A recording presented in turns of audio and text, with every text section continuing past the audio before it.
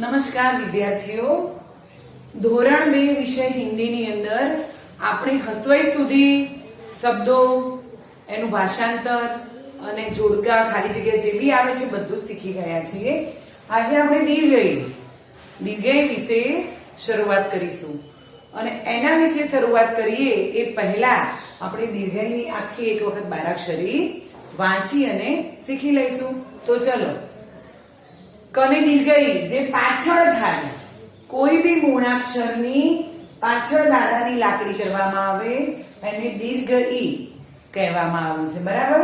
અને એને વંચાય હસવાઈની જેમ જ, હસવાઈમાં પણ કી વંચાય અને દીર્ઘઈની અંદર પણ કી વંચાય છે. તો બાળકો, આપણે એક વખત આખી બારાક્ષરીનું મૂળાક્ષરોનું વાંચન કરી જોઈશું. તો ચલો, કને દીર્ઘઈ કી, ખને દીર્ઘઈ ખી, ગને દીર્ઘઈ ગી, ઘને દીર્ઘઈ ઘી, ચને દીર્ઘઈ ચી, છને દીર્ઘઈ છી, જને દીર્ઘઈ જી, જને દીર્ઘઈ જી, ટને દીર્ઘઈ ટી, ઠને દીર્ઘઈ ઠી, ડને દીર્ઘઈ ડી, ઢને દીર્ઘઈ ઢી, અણને દીર્ઘઈ ણી, તને દીર્ઘઈ ટી, થને દીર્ઘઈ થી, દને દીર્ઘઈ દી, ધને દીર્ઘઈ ધી, નને દીર્ઘઈ ની, પને દીર્ઘઈ પી, ફને દીર્ઘઈ ફી. બ છે, બને દીર્ઘઈ બી, ભને દીર્ઘઈ બી, મને દીર્ઘઈ મી, યને દીર્ઘઈ ઈ, રને દીર્ઘઈ રી, લને દીર્ઘઈ લી, વને દીર્ઘઈ વી, શને દીર્ઘઈ શી, શને દીર્ઘઈ શી અને સને દીર્ઘઈ સી. હને દીર્ઘઈ હી, ક્ષને દીર્ઘઈ શી, જ્ઞને દીર્ઘઈ જ્ઞી, ત્રને દીર્ઘઈ ત્રી અને શ્રને દીર્ઘઈ શ્રી, બરાબર. તો આ દીર્ઘઈ વાળી બારાક્ષરી છે બાળકો. તમારા પાઠ્યપુસ્તકની અંદર આ બારાક્ષરી આપેલી જ છે, તો એનું વારંવાર વાંચન કરવાનું.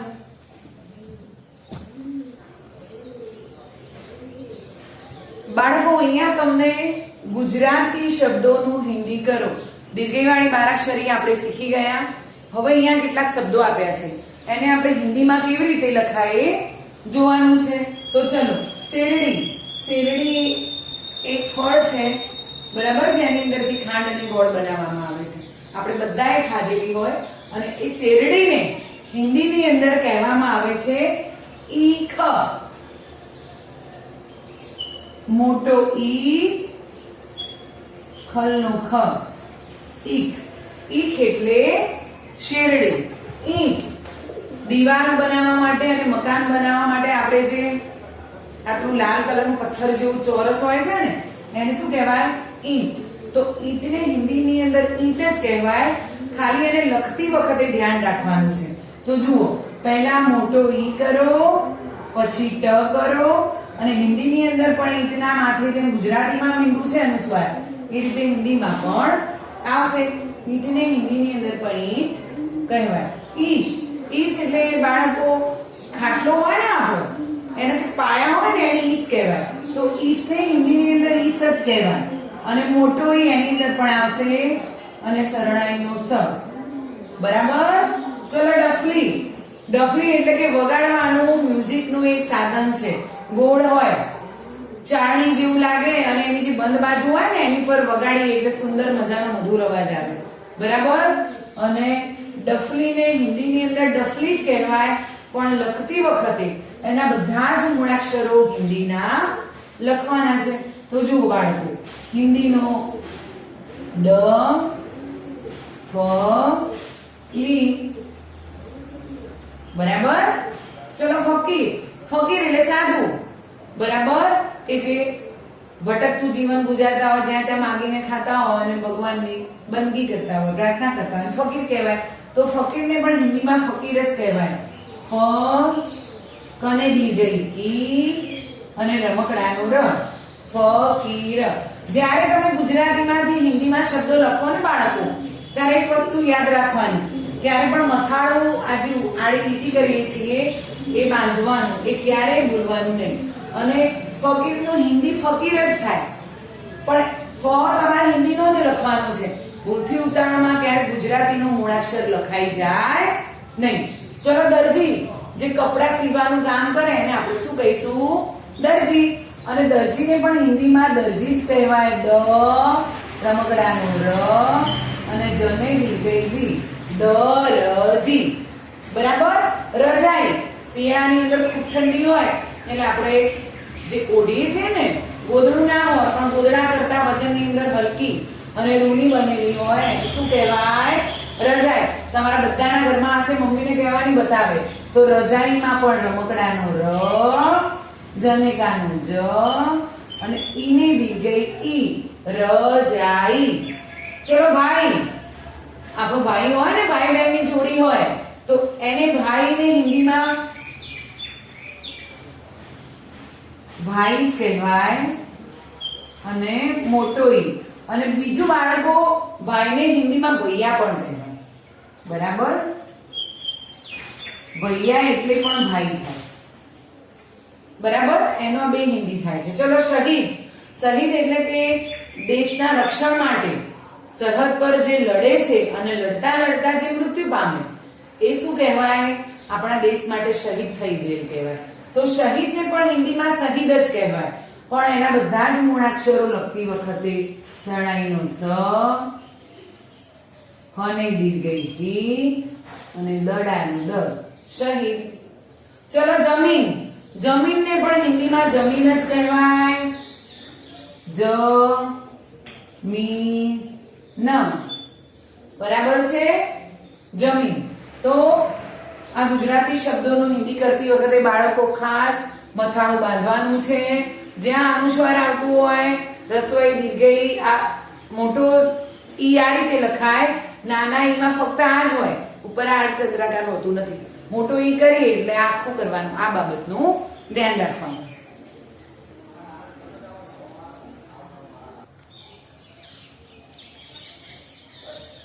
બાળકો અહીંયા બીજા કેટલાક હિન્દી શબ્દો છે તો જુઓ. ઈનામ. ઈનામ એટલે આપણે કોઈ સ્પર્ધાની અંદર ક્યાં તો પરીક્ષાની અંદર સારા નંબરે પાસ થઈએ અથવા વિજેતા બનીએ તો આપણને ઈનામ આપે છે. બરાબર. કોઈ વસ્તુ હોય, સર્ટી હોય, ગમે તે. તો ઈનામને હિન્દીની અંદર બાળકો ઈનામ, એની અંદર મોટો ઈ આવતો નથી, ઈનામની અંદર નાનો ઈ આવે છે. એટલે ઉપર અર્ધચંદ્રાકાર કરવાનું નથી. ઈ નનેકાનું ના અને મ. ચલો ઈમાન. ઈમાન એટલે તમે જે વફાદાર હોય ને કોઈના પ્રત્યે, બરોબર. તો જેને આપણે ગુજરાતીમાં કહીએ કે આ વફાદાર છે, બરોબર. તો હિન્દીની અંદર આપણે શું કહીએ કે આ ઈમાનદાર છે, બરાબર. એટલે એની જે વફાદારી હોય ને એને ઈમાન કહેવાય. તો એને લખાય ઈ. આની અંદર મોટો ઈ, ઈમાન. બરાબર. ચલો ઝંડો. ઝંડાને શું કહીએ? જે ફરકાવવામાં આવે એને આપણે કહીએ ધ્વજ. અને એને બીજું કહેવામાં આવે ઝંડા. બરાબર. આ બંને કહેવામાં આવે છે એને. ચલો જવાબ ઉત્તર. કોઈ તમને પ્રશ્ન પૂછે અને સામે તમે જે જવાબ આપો એને હિન્દીમાં કહેવાય ઉત્તર. એના માટે ઉ ત ર. તની આગળ આ રીતે સાદા લીટું કરવાનું છે બાળકો. ઉત્તર બોલાય છે, ઉત્તર નથી બોલાતું. તો પછી ઉત્તર નો મતલબ ઉત્તરવું એવું થઈ જાય, બરાબર. પણ અહીંયા ઉત્તર છે એટલે તની આગળ આ રીતે નાની લીટી કરવાની ભૂલવાની નથી. ચલો ઈદ. ઈદ એ મુસલમાનોનો પવિત્ર તહેવાર છે, બરાબર. અને ઈદને હિન્દીમાં ઈદ જ કહેવાય. તો મોટો ઈ અને દડાનો દ. ચલો હાથી. હાથી એક પ્રાણી છે જે આપણે બધાએ જોયેલું છે અને હાથીને હિન્દીની અંદર હાથી જ કહેવાય. તો અનેકાનો હા, થને દીર્ઘઈ થી, હાથી. ચલો માછલી. જે પાણીની અંદર હોય ને, તરતી હોય, એને આપણે શું કહીએ છીએ? માછલી. અને માછલીને હિન્દીની અંદર કહેવાય મછલી, બરાબર. મરચાનો મ, છત્રીનો છ અને લને દીર્ઘઈ લી. મછલી. મછલી એટલે માછલી. ચલો ઘડિયાળ. સમય જોવાનું કામ કરીએ છીએ, કેટલા વાગ્યા, 5 વાગ્યા, 6 વાગ્યા, બરાબર. ભીંત ઉપર એને લટકાવીએ છીએ તો ઘડિયાળ, અને ઘડિયાળની હિન્દીની અંદર ઘરનું ઘ, દને દીર્ઘઈ અને નીચે આ બિંદી કરવાની છે બાળકો, અને એને વંચાય ઘડી, બરાબર. બકરી, બકરી એ પ્રાણી છે, નાનું પ્રાણી છે, તો બકરીને હિન્દીની અંદર બકરી જ કહેવાય, પણ હિન્દીનો બ, હિન્દીનો ક અને રને દીર્ઘઈ બકરી. ચલો કાકડી, કાકડીને હિન્દીની અંદર કાકડી એક શાકભાજી છે, બરાબર. ચોમાસાની સિઝનમાં મળે છે, અત્યારે એની સિઝન છે, અત્યારે કાકડી આવે છે, જેનું આપણે કચુંબર બનાવીએ અને જેને કાચી પણ મીઠું લીંબુ મરી નાખીને ખાવામાં આવે છે, બરાબર. તો એને હિન્દીમાં કહેવાય કડી, બરાબર. તો બાળકો હજી પણ કેટલાક શબ્દો છે જેનો મહાવરો આપણે આગળ કરીએ.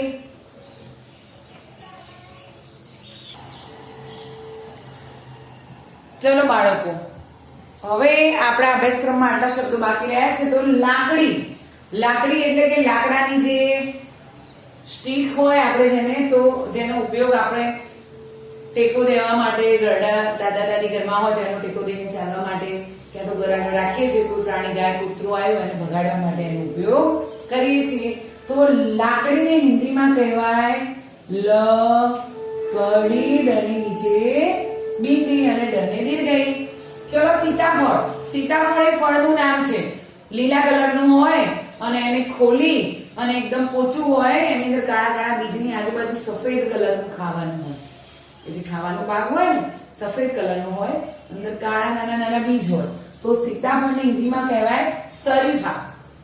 એની અંદર સણાઈનો સ આવશે, રને દીર્ઘઈ આવશે અને ફને કાનો શરીફા. ચલો પોટલી, એટલે કે આપણે મોટા કપડાની અંદર કપડા ભરી અને એને ગાંઠ મારીએ છીએ ને, ઘણી વખત ધોબીને કપડા આપણે એવી રીતે દુપટ્ટાની અંદર આપી અને પોટલું બનાવીને આપીએ છીએ, તો એ નાનું પોટલું હોય એને પોટલી કહેવાય. અને એને હિન્દીમાં કહેવાય ગઠરી. ગણપતિનો ગ, ઠ, રને દીર્ઘઈ ગઠરી, ગઠરી એટલે પોટલી.